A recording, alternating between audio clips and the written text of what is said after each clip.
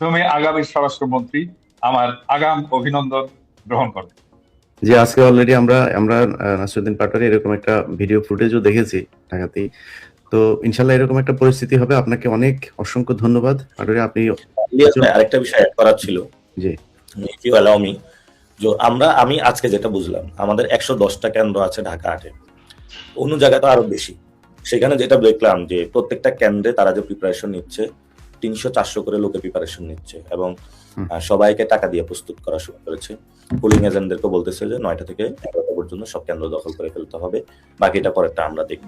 এবং সেখানে আমাদেরও অনেকে আছে, তারা আইসা বলতেছে যে আমাদের এই ধরনের ইনস্ট্রাকশন দিচ্ছে। তাহলে আমাদের মতন যারা প্রার্থী আছি, আমাদের তো যদি আমি 100 করেও স্বেচ্ছাসেবক দেই এবং সেই মানুষগুলো যদি ক্যান্ডিডেট যায়, আমি যদি তাদের খাওয়া দাওয়ার ব্যবস্থা করি, তাহলে তো আমার 1.5 কোটি টাকা 2 কোটি টাকা বাজেটের প্রয়োজন। তাহলে আমি 2 কোটি টাকা কি মানুষ থেকে চুরি করবো? আমি তো চুরি করতে পারবো না।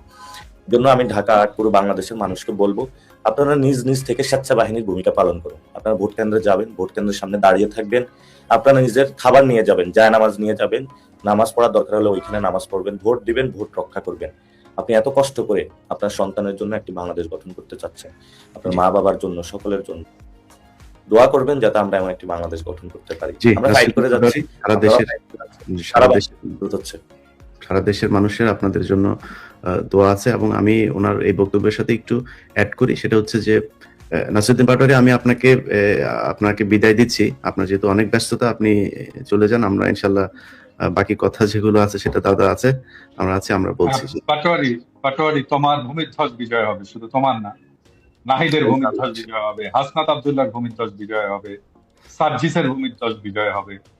তোমাদের এনসিপি আমি মনে করি মোর দেন 95% জিতে 100% হয়ে গেল, ওইটা অবাক হওয়ার কিছু থাকবে। সবার জন্য দোয়া রাখলো।